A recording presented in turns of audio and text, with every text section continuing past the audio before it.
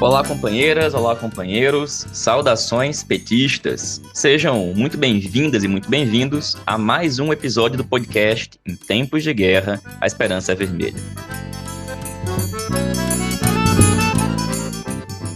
Hoje é sexta-feira, dia 15 de janeiro. Eu sou o Patrick e conduzo a conversa junto com vocês. No episódio de hoje, escutamos a companheira Natália Sena, da Comissão Executiva Nacional do PT, que fala pra gente sobre o curioso caso das bancadas do PT na Câmara e no Senado, que, para enfrentar Bolsonaro e defender a democracia, tendem a votar, em sua maioria, em candidaturas golpistas ou apoiadas por Bolsonaro para a presidência das casas. Conversamos com Yuri Soares e Magnus Henry sobre o bloqueio das contas de Donald Trump nas redes sociais, o debate em torno da regulamentação das redes e as controvérsias acerca do poder das chamadas Big Techs. E falamos ainda com a companheira Ana Flávia, da coordenação do DCE da UFERSA, no Rio Grande do Norte, que falou pra gente acerca do cenário das intervenções nas universidades e institutos federais, e o mais recente caso da UFPEL, Universidade Federal de Pelotas, no Rio Grande do Sul.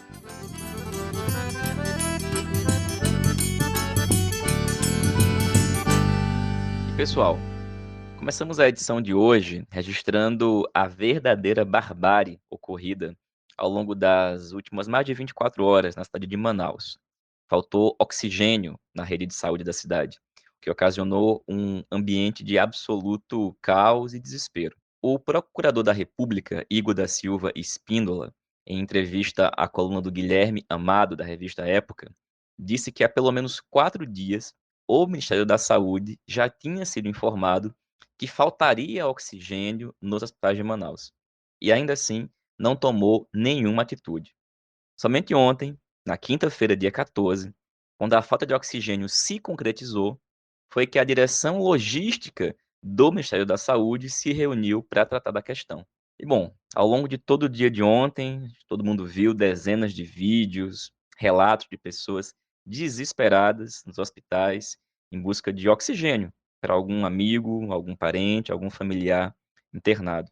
E as informações até agora, né, de que inclusive dezenas de crianças, bebês prematuros em UTI neonatal também precisando e sem oxigênio. Bom dia, pessoal. Estou aqui no Hospital Getúlio Vargas. A gente está sem oxigênio para os pacientes. A previsão é de que acabem em 2 horas, tá? Já houveram baixas aqui de pacientes, então quem tiver oxigênio em casa, por favor, bala sobrando, traga aqui para o hospital que vai ser bem-vindo. Bom dia, pessoal. De oxigênio, governador, olha, Barreirinha, Itamaraty, Alpaz, Nova Olinda, Itapiranga, Carauari, Taquatiara, Santarém, Parintins, todo mundo aqui, Barreirinha, não tem nada de oxigênio, tudo seco. Olha aqui, ó, a situação dos carros aqui desde ontem, precisando desses oxigênios e não tem nada, governador. Disseram que ia ter 350 balas, ainda não chegou nenhuma. O povo nosso do interior estão morrendo de falta de oxigênio e não tem nada, as balas tudo seco, ó, aqui no patrimônio. De toda uma unidade de saúde não tem oxigênio, é muita gente morrendo. Quem tiver disponibilidade, por favor, oxigênio, traga aqui para o SPA da Policlínica da Redenção. Tem muita gente morrendo, pelo amor de Deus. Fica calma, precisamos de oxigênio no Doutor Araújo. É um oxigênio para 5 pessoas em uma sala. Os médicos estão revezando de um para o outro para poder socorrer. Gente, pelo amor de Deus, uma calamidade.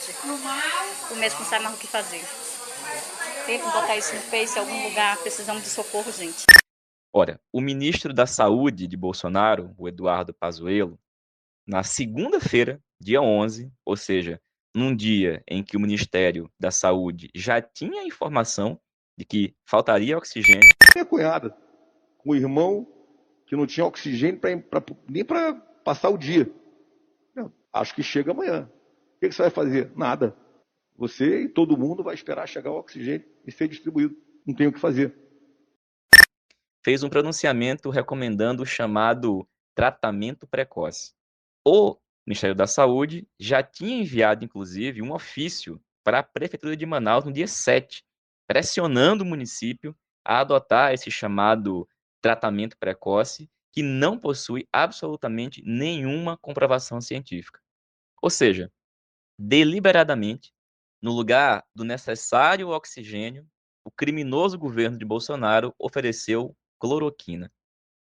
Quem ofereceu auxílio e já mandou recursos para ajudar a população de Manaus foi o governo venezuelano, companheiro Nicolás Maduro.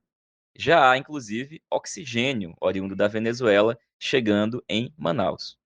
Bom, nesse momento, né, principalmente em razão da situação vivida em Manaus, que pode ser um prenúncio do que pode acontecer em breve com todo o nosso país, volta a ganhar mais força a necessidade de que avance alguns dos pedidos de impeachment de Bolsonaro, que, além dos inúmeros crimes, é diretamente responsável pelo agravamento da crise sanitária e pela morte de mais de 200 mil brasileiros e brasileiras.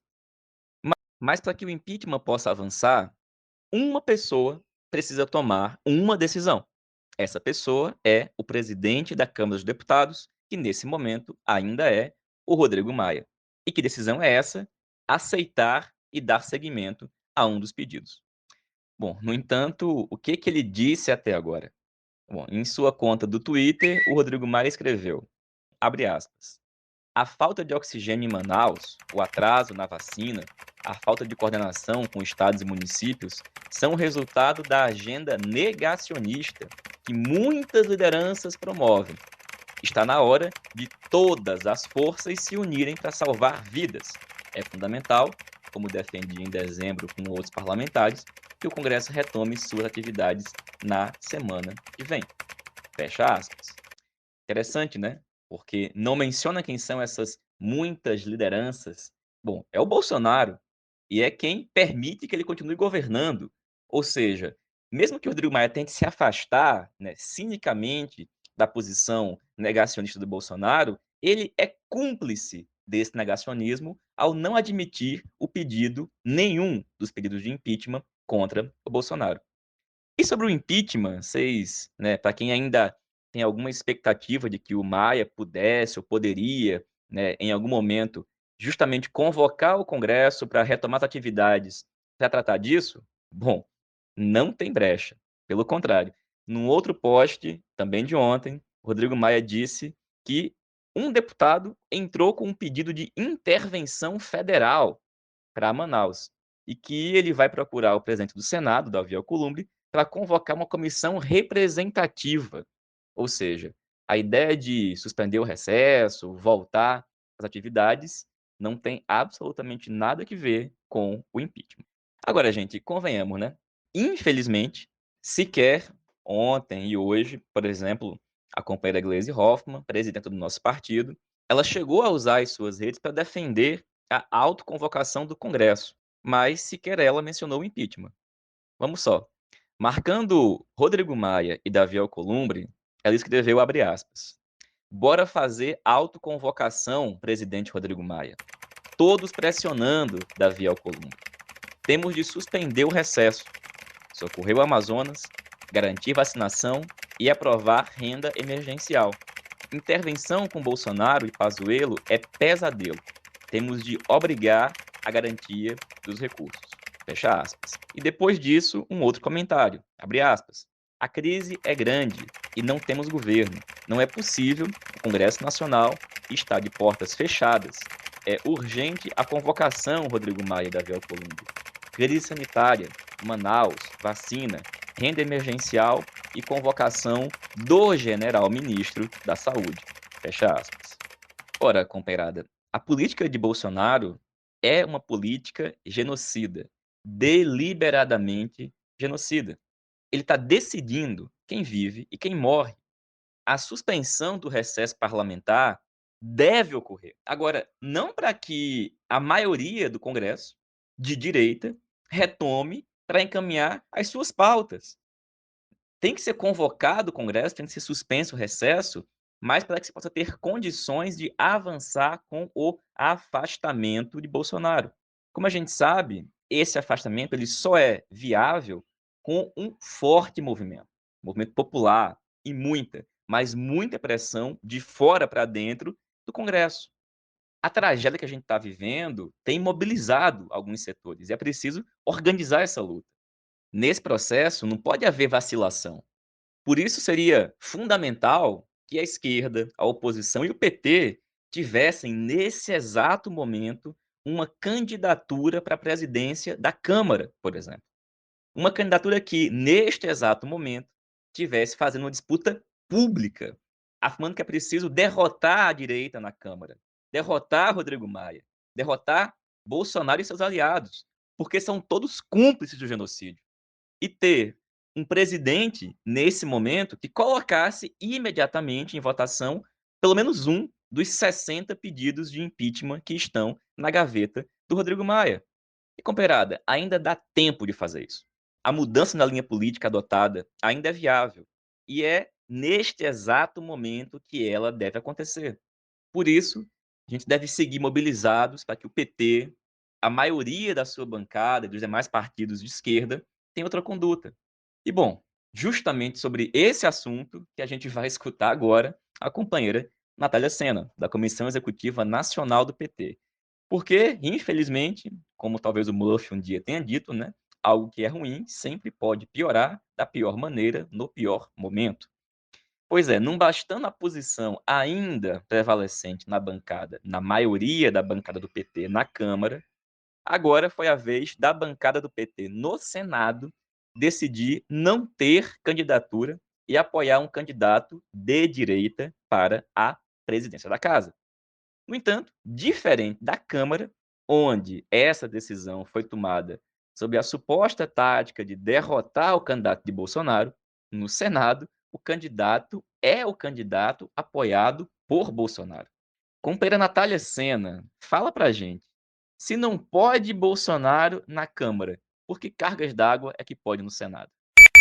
Oi, Patrick. Olá, ouvintes do podcast Em Tempos de Guerra, a Esperança é Vermelha. Patrick, eu acho que para responder essa questão que você está me fazendo, é bom a gente lembrar primeiro em que situação está o parlamento brasileiro no meio desse pandemônio que estamos vivendo aqui no Brasil. Veja, está faltando oxigênio nos hospitais em Manaus. Se aquela situação for o prenúncio do que vem por aí nessa nova onda da pandemia, é sinal de que a coisa ainda pode piorar muito mesmo antes de melhorar. Além disso, a gente não tem lei orçamentária de 2021 aprovada, não tem mais auxílio emergencial, não tem vacina ainda sendo aplicada na população, o desemprego, a desassistência seguem crescendo muito e o Congresso Nacional, Parlamento Brasileiro, está no mais pleno recesso. E pior, o assunto que prevalece nas rodas parlamentares é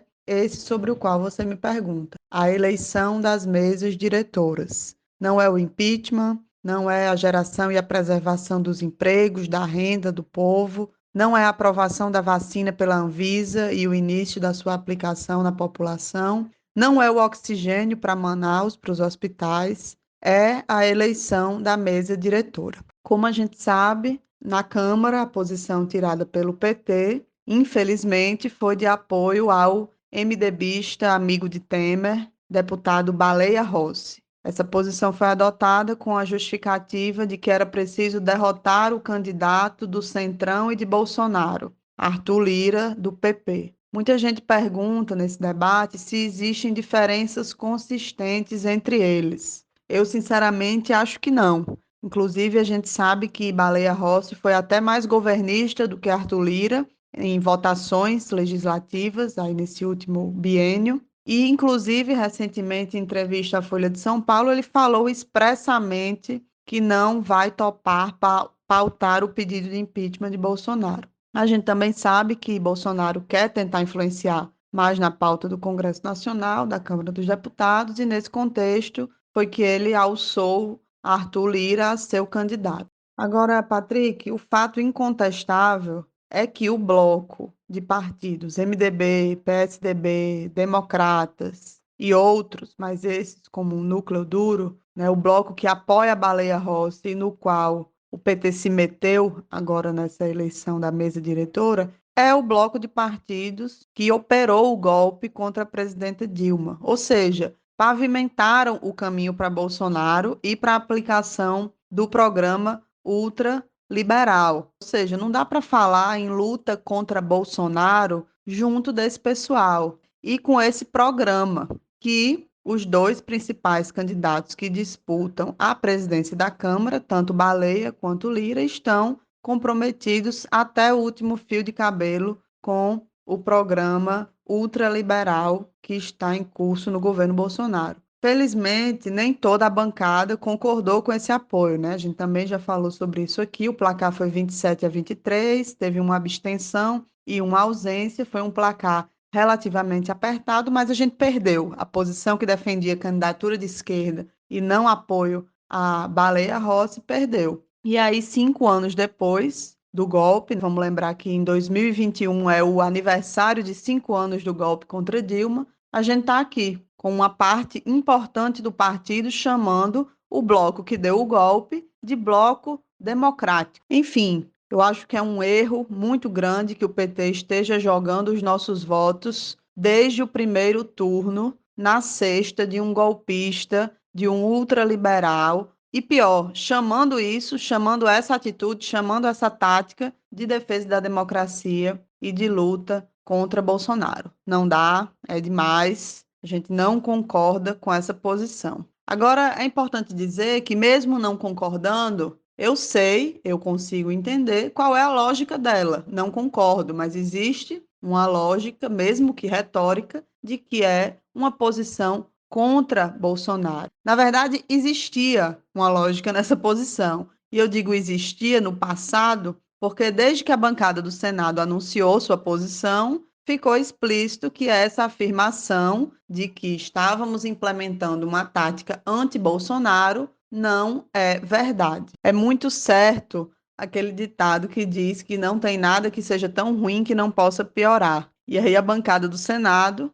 essa semana, decidiu por unanimidade, os 6 senadores concordaram, apoiar o candidato de Bolsonaro a presidente do Senado, Rodrigo Pacheco, senador Rodrigo Pacheco, do Democratas. É um verdadeiro absurdo essa posição de um descaramento inacreditável. Mas, sendo bem franca, eu até que achei que foi uma decisão pedagógica. Vou explicar por quê. Tinha muita gente, na verdade ainda tem, acreditando na falácia de que uma tática anti-Bolsonaro estaria sendo construída pela nossa bancada por causa da posição da Câmara. Então, tinha muita gente acreditando nisso.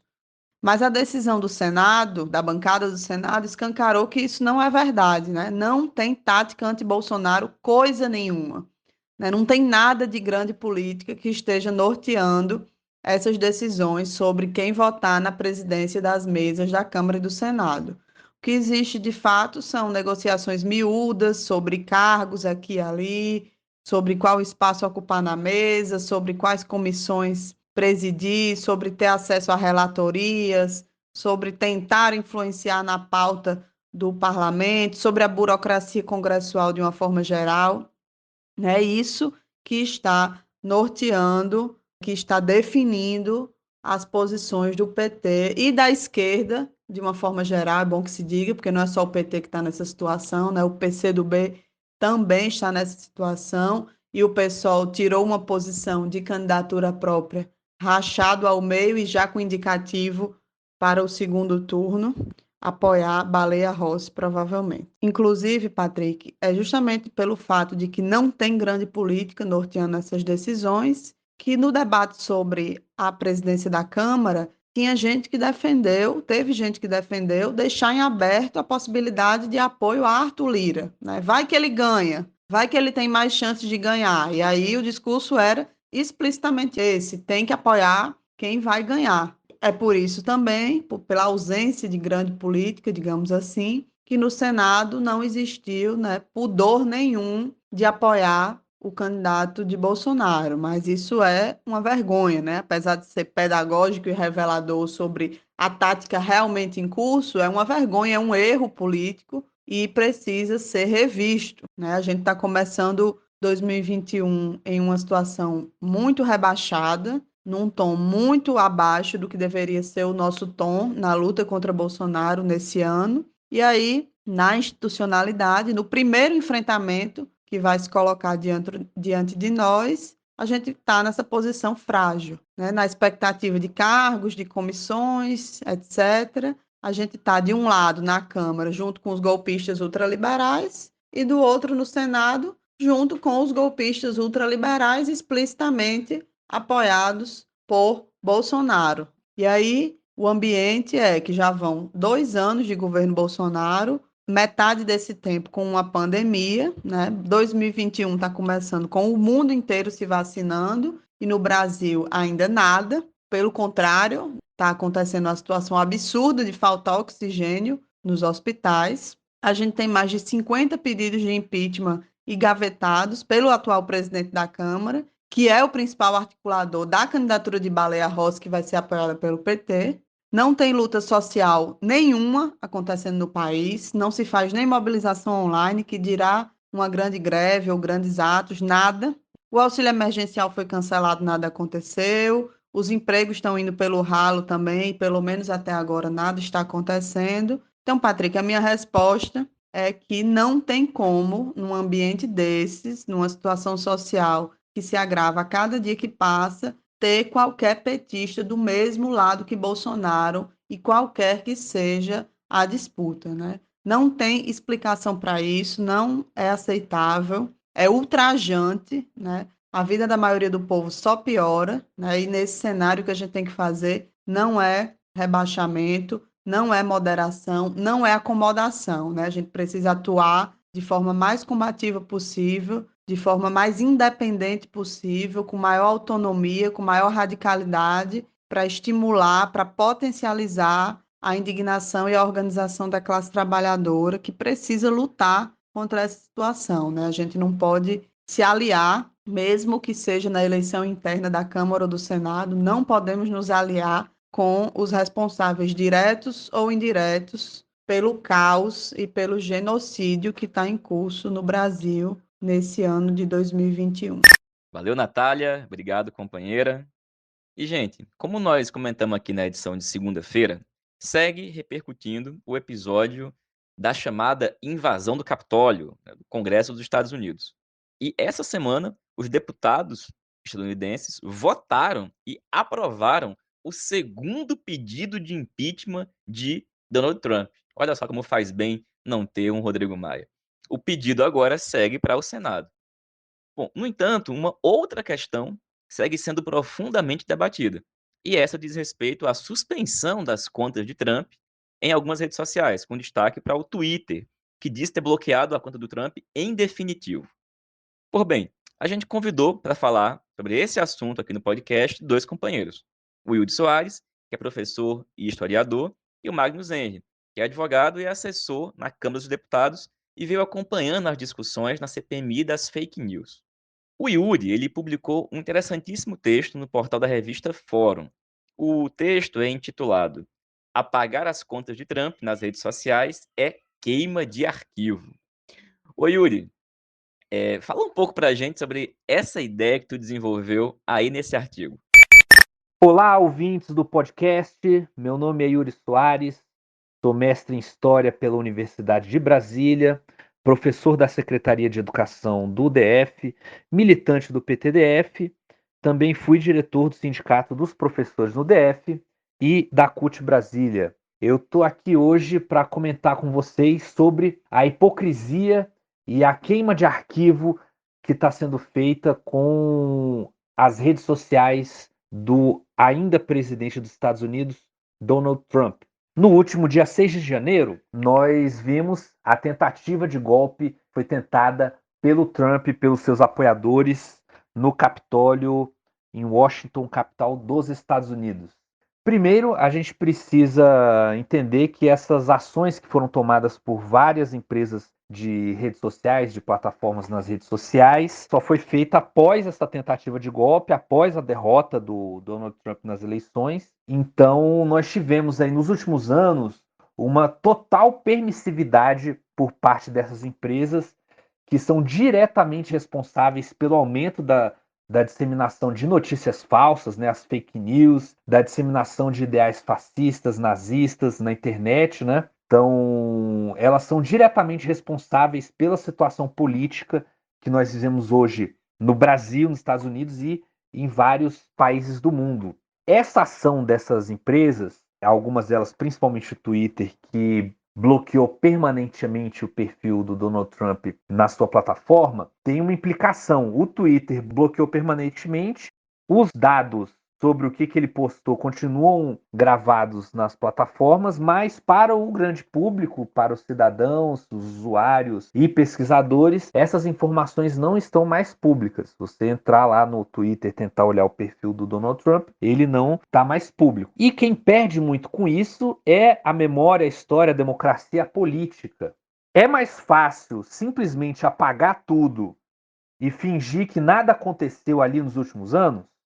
Sim, é mais fácil, até confortável e compreensível, né? Tentar esquecer um personagem, um período tão doloroso e traumático. Mas isso é perigoso e contraproducente. Não dá para ignorar que o Trump teve ainda mais votos na eleição do que ele foi derrotado, do que na eleição em que ele foi vitorioso, que os seus apoiadores realizaram uma grande demonstração de força no final do seu mandato e que o Biden assume um país dividido e com a sua legitimidade questionada por amplas parcelas da população.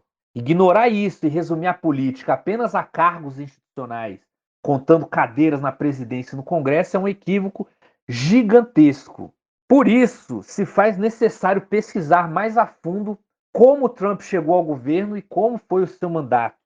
Não apenas sob a ótica das leis, dos atos governamentais, das disputas institucionais, mas também das classes e grupos sociais e das movimentações políticas, culturais e mesmo psicológicas na sociedade estadunidense e brasileira, para entender o caso do Bolsonaro. Então, é impossível compreender a história recente dos Estados Unidos, do Brasil e do mundo sem analisar a comunicação realizada nas redes sociais. E, nesse caso, nas redes sociais do Trump e de alguns dos seus apoiadores. E o que a gente está assistindo, então, é uma verdadeira queima de arquivo de fontes históricas da mais alta importância para a gente entender tudo isso. Algumas iniciativas foram feitas aí para guardar os tweets do Trump, mas se você analisar essas plataformas que guardaram todos os tweets do Trump, elas não guardaram as interações, os comentários, os retweets, compartilhamentos, comentários, outras métricas, né? Então ainda não está claro se o Twitter vai disponibilizar isso depois que o Trump sair do governo, o que seria importantíssimo para criar uma espécie de memorial do que foi o perfil do Donald Trump no Twitter, né? O que essas empresas buscam com essa ação extemporânea, fora de tempo, né? Dois objetivos. Primeiro, passar a imagem de, entre aspas, comprometidas com a democracia e o debate público saudável. E, em segundo lugar, fingir que elas não tiveram nada a ver com o que foi feito até aqui e com a situação na qual nós nos encontramos. Então, é cômodo para os donos dessas empresas tentar passar uma borracha na história e fingir que não tem nada a ver com isso. E a gente precisa denunciar isso. É claro que as redes sociais não devem ser um espaço sem regras. O problema é deixar essa regulamentação do debate público à mercê de empresas privadas multinacionais. Então, para nós, pior o fato justamente dessas empresas serem estrangeiras sobre as quais nós não temos hoje nenhum controle. Uma medida correta só nessa questão da guarda de arquivos seria, por exemplo, justamente criar um memorial, ou seja, o Donald Trump não pode mais postar, mas a gente precisa ter isso público, todas as interações que foram feitas, tanto que ele postou, quanto todas as interações que cada uma das postagens geraram nos seus perfis. Por exemplo, o Facebook e o Instagram parece que fizeram ações nesse sentido, né? Você entra lá no Facebook e Instagram, o perfil dele ainda está lá, mas ele não consegue mais postar, né? Então, a grande pergunta, se essas empresas estão tão comprometidas com o debate saudável, por qual motivo elas esperaram que o Trump perdesse as eleições para tomar essas atitudes? Por que elas não estão fazendo nada com o Bolsonaro? Então, por exemplo, o Bolsonaro e o Ministério da Saúde vivem falando em tratamento precoce no Twitter, em todas as redes sociais, tratamento precoce da Covid, tratamento esse que não existe, cientificamente falando. Eles estão lá mentindo nas redes sociais, continuam com um exército de robôs manipulando as redes sociais e nada é feito em relação a isso. Outra questão que pouca gente está discutindo é o WhatsApp. O WhatsApp no Brasil ele é mais utilizado que nos Estados Unidos e é a principal ferramenta pela qual é feita aqui no Brasil a disseminação para em massa de fake news cada vez mais. E o Bolsonaro já tem dito cada vez mais que vai trilhar o mesmo caminho de questionamento das eleições de 2022 do que o Trump tem feito. Então, a gente precisa avançar no debate da democratização da comunicação, do direito ao acesso à informação e da necessidade de se preservar registros digitais para pesquisas, especialmente dos governantes. Não é porque as instituições públicas não estão funcionando nem nos Estados Unidos nem no Brasil que a gente deve se entregar essa regulamentação na mão do escrutínio extrajudicial de empresas privadas. A gente precisa discutir isso no âmbito político. A gente precisa regulamentar essa comunicação digital no Brasil e em outros países do mundo e também começar a discutir a importância de nós termos redes sociais nacionais, igual outros países também já têm. Então nós temos uma série de desafios aí para o próximo período. E ficar simplesmente batendo palma para ações tomadas por empresas multinacionais definitivamente não é um caminho saudável a ser tomado. Valeu, Yuri. Obrigado, companheiro. Ô, Magnus, o Yuri mencionou essa questão da regulamentação das redes e plataformas. Esse debate está longe de ser um consenso.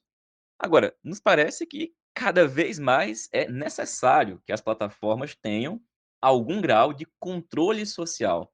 Magnus, como é que tu está enxergando essa situação e essa questão em particular, a partir do exemplo do que o Twitter fez com as contas do Trump? Oi, Patrick. Olá, Yuri e ouvintes do podcast. Eu sou Magnus Marques, sou doutorando em Direito pela Universidade de Brasília, moro em Brasília, mas sou potiguar, e trabalho na Câmara dos Deputados na assessoria da companheira Natália Bonavides. Vejam só, os serviços fornecidos por essas empresas de plataformas de redes sociais precisam ser encarados tal como são, como um serviço público, tal como rádio, como televisão. Isso porque é também por meio delas que qualquer sujeito participa do debate público. Então, como serviço público, o seu fornecimento não pode ficar à mercê de uma decisão de um CEO de uma empresa X ou de uma empresa Y. E é isso que escancara o que aconteceu lá com Trump. O que escancara é que falta regulação sobre como as plataformas exercem o seu poder de moderação de conteúdo. Falta o Estado dizer como é que essas empresas podem, quando e como elas podem exercer essa moderação de conteúdo que elas já fazem.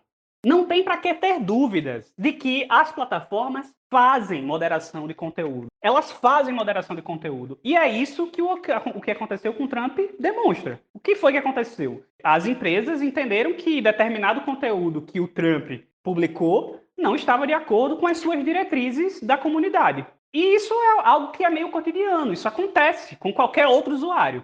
A questão é que, como serviço público, é preciso uma regulação sobre como é que essas empresas tomam esse tipo de atitude. Veja, a necessidade de regulação já está posta, inclusive, em algumas perguntas feitas pelo Yuri. O Yuri comentou que, assim, não consegue entender por que tiraram o Trump do Twitter e de outras redes sociais e não tiraram o Bolsonaro. E realmente, assim, é uma questão que a gente precisa saber. Por que isso não aconteceu? Porque, assim, qual é a diferença do que o Trump fez e do que Bolsonaro faz cotidianamente nas suas redes? Por exemplo, quando havia conflito entre o Judiciário, o Congresso e o bolsonarismo estava lá no auge, o que foi que aconteceu? Um monte de atos golpistas, pedindo o fechamento do Congresso, exigindo intervenção militar. Inclusive, um desses atos contou com a participação de quem? De Jair Bolsonaro, lá em frente ao QG do Exército. Enquanto todo mundo estava, toda a ordem neofascista que estava ali presente, estava pedindo intervenção militar, Bolsonaro estava lá discursando. E isso foi colocado na sua rede social. E a sua rede social também foi utilizada para convocar esse tipo de ato. O que é que diferencia esses atos do que aconteceu no Capitólio? Assim, isso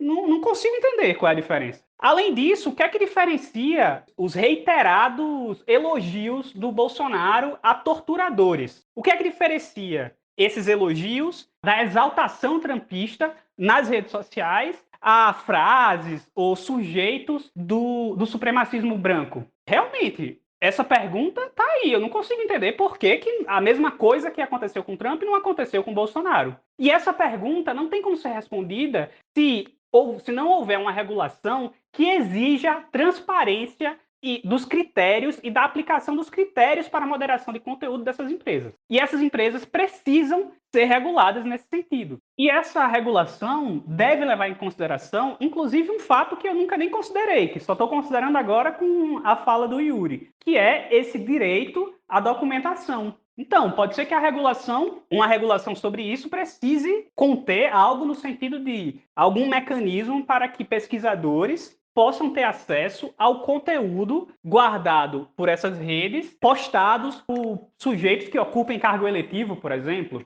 não sei, ou sujeitos que ocupem cargo de poder. Faz sentido haver uma regulação nesse sentido. Também não tem para que ter dúvidas de que o fascismo e o discurso de ódio não são legítimos no debate público. E eles precisam encontrar um canal fechado para a sua reverberação. Por isso, é preciso uma regulação da atividade de moderação de conteúdo dessas plataformas. Até para evitar que isso aconteça. Essa atuação tardia das plataformas. Veja, precisou Trump perder uma eleição para as plataformas agirem no sentido de retirar o conteúdo que viola direitos, o prega golpe. Trump, assim como Bolsonaro, nunca escondeu a sua face fascista. E estava ali, usando as plataformas para reverberar o seu discurso fascista. E Bolsonaro continua usando as redes sociais para reverberar esse discurso fascista. Vamos ter que esperar Bolsonaro cair, perder poder para as plataformas se sentirem empoderadas para agir no sentido de conter esse tipo de discurso? Está claro que precisa de uma regulação dessa atividade, tal qual existe regulação para as televisões e para as rádios.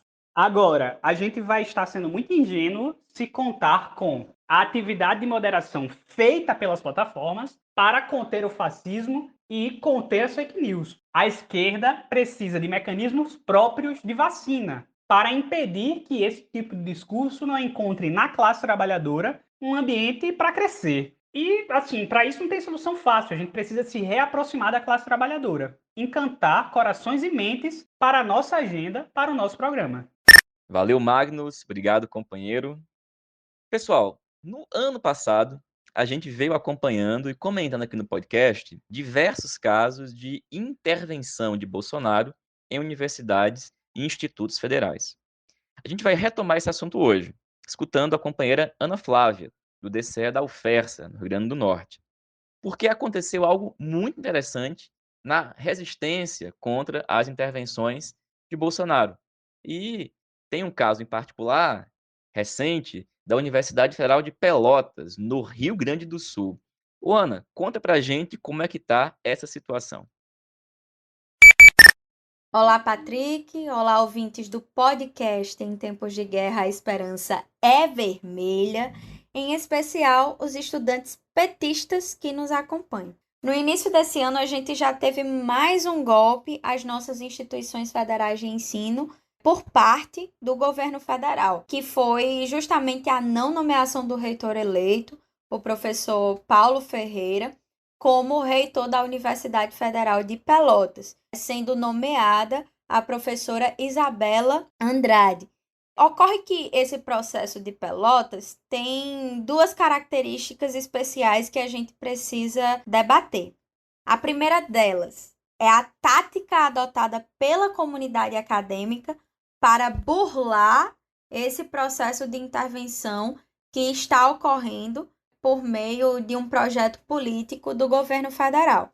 Essa tática consistiu no seguinte: o Conselho Superior Universitário, nas eleições para a elaboração da lista tríplice, apenas colocou como membros da lista os representantes da chapa vitoriosa no processo de consulta interna da comunidade acadêmica, que foi justamente a chapa vitoriosa UFPEL Diversa.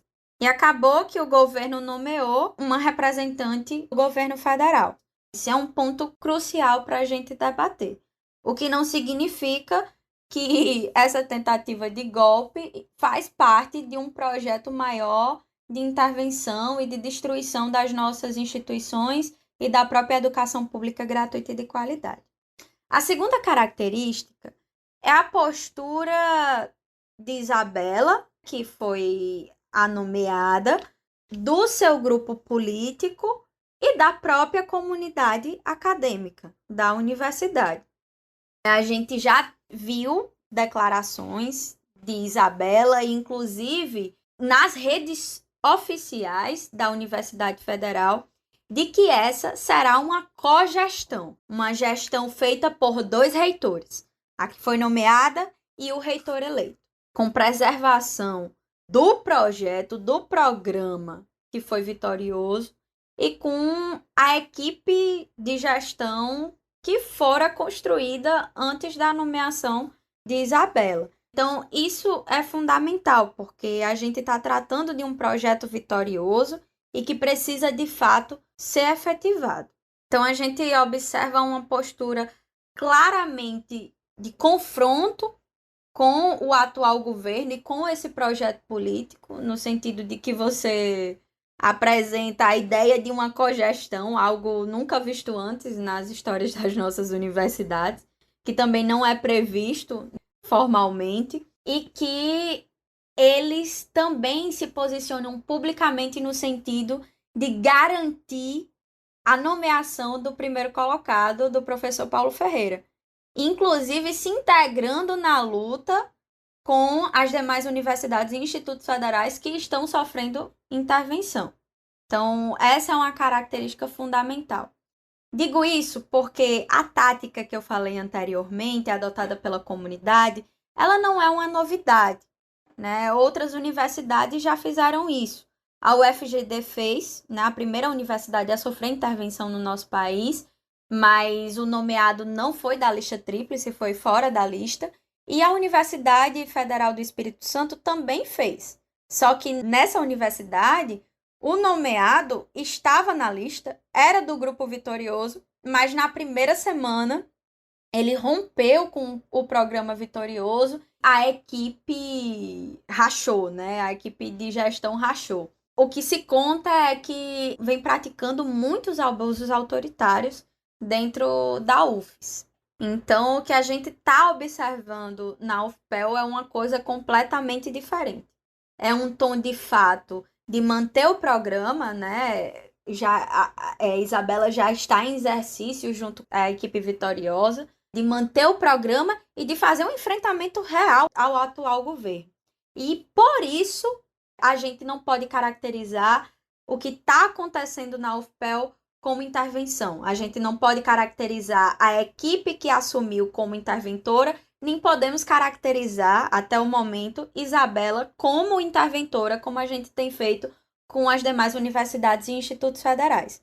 Isso é tão verdade, Patrick, que, por exemplo, o deputado federal do Rio Grande do Sul, Bibo Nunes, que é do PSL, mas é da ala que rompeu, né, que está saindo, que é da base do governo, ele já emitiu várias declarações em suas redes sociais, dizendo que isso não vai ficar assim, que é inadmissível essa ideia de cogestão, que não existe eleição de chapa, existe eleição de lista tríplice para reitor e não de chapa, e que é preciso que essa equipe aprenda a respeitar a lei.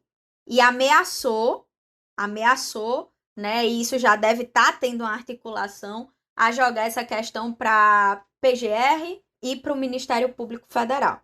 O MEC já lançou uma nota falando que isso de cogestão não existe e, inclusive, Isabela tem sofrido pressão, intimidação ferrenha do Ministério da Educação.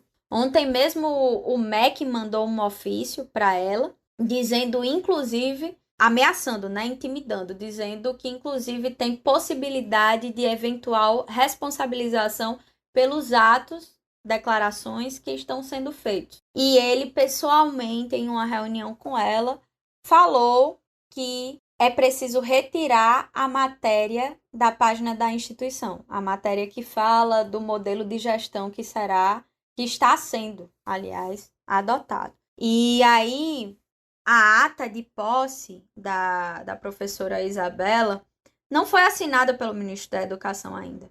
Foi uma posse que não foi síncrona, né? Então, apenas Isabela assinou o documento que foi disponibilizado pelo MEC e o ministro ainda não assinou. Então, a gente está nesse cenário dentro da UFPEL.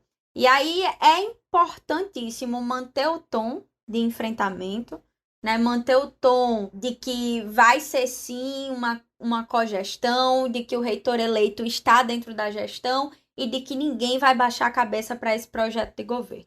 Com certeza não será um processo fácil e nem a gente espera que seja fácil, mas seguiremos na luta com essa resistência, né? Com essas articulações que estão ocorrendo a nível nacional, inclusive. Valeu, Ana. Obrigado, companheira. E, pessoal, essa foi mais uma edição do podcast Em Tempos de Guerra, a Esperança é Vermelha. E eu quero terminar a edição de hoje falando que, neste fim de semana, a Escola Latino-Americana de História Política, a ELAP, realiza o curso Desigualdade e Diversidade na Luta pelo Socialismo. A programação é a seguinte: nesse sábado, das 9 ao meio-dia, tem a aula Introdução às polêmicas sobre política, religião, classe, raça, gênero e a questão LGBTI. Das 15 às 18, a aula Política e Religião, Política e Classes Sociais. E das 19 às 21, Classe e Raça, Classe e Gênero. E no domingo, das 9 ao meio-dia, a questão LGBTI. E no domingo, das 15 às 18, Classe, Raça, Gênero e a questão LGBTI na luta pelo socialismo. A ELAP está oferecendo vários cursos ao longo desse mês de janeiro. Essa é a programação desse final de semana. Vale muito a pena acompanhar. Entra no site da ELAP, elap.com.br, também no Instagram, no Twitter, no Facebook, no YouTube. Confere a programação, confere as aulas, são muito interessantes, vale muitíssimo a pena. E com essa dica, a gente encerra a edição de hoje. Saudações petistas e até mais.